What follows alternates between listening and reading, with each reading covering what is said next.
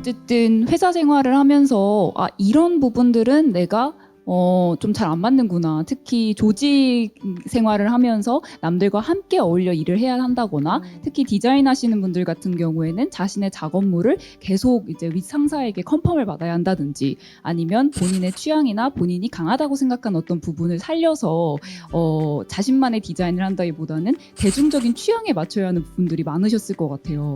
그래서 이제 회사 생활을 하시면서 이곳은 나한테 맞지 않아 라는 생각을 하면서 제가 듣기로는 파일럿 프로그램을 많이 돌려보셨다. 그렇게 말씀을 하셨었어요. 이 회사 생활을 하면서 어떻게 나의 다른 재능을 발전시켜 나갈 수 있을 만한 가능성을 모색하셨는지 그것도 좀 궁금합니다. 제가 이제 회사를 경험했을 때 다 브랜드가 있는 회사였거든요. 근데 그런 회사들 특징이 이제 그 브랜드의 색을 지켜야 되잖아요. 근데 제가 당시에는 브랜드의 색을 지킨다는 게 어떤 의미인지 몰랐어요. 근데 그게 하면 안 되는 게 분명히 존재한다는 거더라고요. 그러니까 어떤 브랜드의 색을 지키기 위해서 무언가를 엄청 하는 게 아니라 이를테면 스타벅스라고 해서 뭐 더 뛰어난 커피에 대한 마케팅을 하는 게 아니라 뭐 빨간색은 사용하지 않는다든가 뭐 여러 가지 그런 것들이 있잖아요. 그래서 회사에서 하면 안 되는 것들을 겪으면서 저는 생각을 했죠. 나라는 사람이 하고 싶은 거 그리고 내가 뭔가 브랜드가 된다고 가정했을 때 하면 안 되는 게 무엇일까? 그러다 보니까 뭔가 힌트를 많이 얻게 되는 거예요. 그래서 어떤 저라는 브랜드를 실험을 해보고 싶었거든요. 그래서 운영을 한 게 그런 파일럿 프로그램인데 다 이제 조촐하게 종영을 했거든요. 그게 뭐가 있냐면 최근에 옛날에 썼던 글을 발견을 했는데 그 글 중에 이런 게 있는 거예요. 취향이 다양한 당신이 시도해보면 좋을 것들. 근데 그 안에 벅스 뮤직 PD도 있었고요. 음악을 좋아한다면 뮤직 PD를 지원해라. 그러면 2달 동안, 아니다. 2달이 아니라 매달 음악을 공짜로 들을 수 있다. 뮤직 PD가 되면. 그리고 브런치 작가를 지원해라. 그러면은 얄팍하게나마 당신을 작가라고 불러주는 플랫폼이 생긴다. 그리고 서포터즈를 해라. 다른 기업의 브랜드를 경험할 수 있다. 그리고 유튜브를 해봐라. 유튜버가 돼볼 수 있다. 근데 그런 하나의 작은 시도들? 파일럿 프로그램이었거든요. 근데 이제 그 중에서 유튜브가 생각보다 잘 된 거죠. 하면 안 되는 것들을 생각하면서 하고 싶은 게 뭐지? 그거를 계속 추려나가는 과정이 그 파일럿 프로그램을 편성하는 일이었던 것 같기도 해요. 그러니까 보통 이 일 나한테 안 맞는 것 같아 라고 생각이 들면 퇴사해야 되나? 이런 약간 극단적인 결심들 우리가 굉장히 쉽게 하잖아요. 근데 이 퇴사를 하게 되는 계기에 뭐 직장 상사와의 관계도 있을 것이고 동료들과의 관계도 있을 것이고 실은 일 자체가 힘든 것도 있겠지만 관계 때문에 너무 쉽게 일을 놓아버리는 경우들도 종종 있는 것 같아요. 근데 제가 이현님 커리어 패스를 보면서 되게 인상적이었던 거는 어쨌든 하나의 일을 놓지 않고 나의 남는 시간을 최대한 쪼개서 다양한 가능성에 베팅을 해봤다라는 거였거든요. 근데 그 중에 하나가 유튜브였던 거죠. 오랫동안 한 1년 반 정도인가요? 유튜브랑 투잡을 하셨어요. 그 시간 동안 유튜브가 굉장히 크게 성장을 하기도 했고요. 그래서 많은 분들이 어떻게 투잡을 하셨나요? 그것도 대기업 그렇게 업무량이 많은 회사를 다니면서 어떻게 시간 관리를 하셨나요? 이런 것들도 많이 물어보시는 것으로 알고 있거든요. 그래서 꾸준히 직장을 다니면서 유튜브를 할 수 있었던 어떤 원동력이랄지 이유랄지 이런 것들이 있을까요?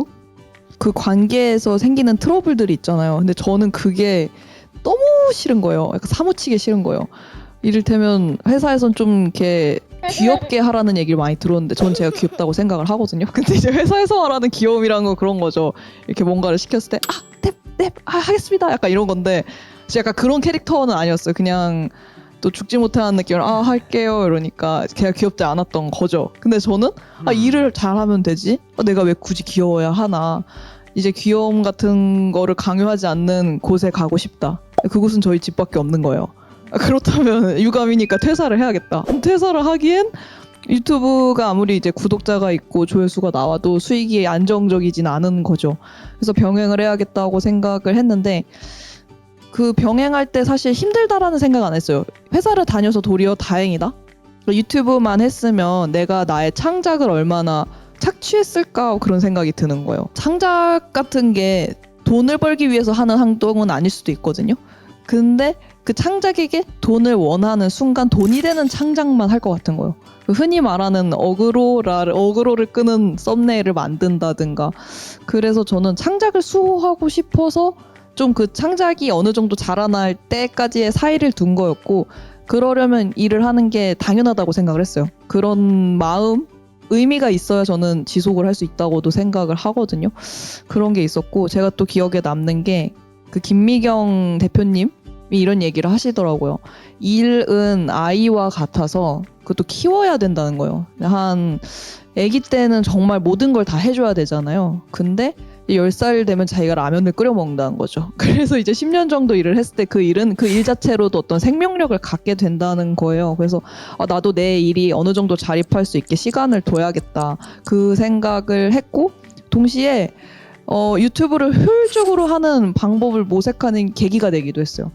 사실은 직장 다니면서 유튜브를 하는 게 쉬운 일은 아닌데 제 유튜브 채널을 만드는데 시간이 별로 오래 걸리지 않거든요. 그게 시간이 없는 여건이었기 때문에 그렇게 최소한의 노력으로 할 수 있게끔 계속 뭔가 효율성을 모색을 했어요. 그래서 지금은 진짜 마음만 먹으면 한 20-30분이면 영상 하나 그냥 나와요.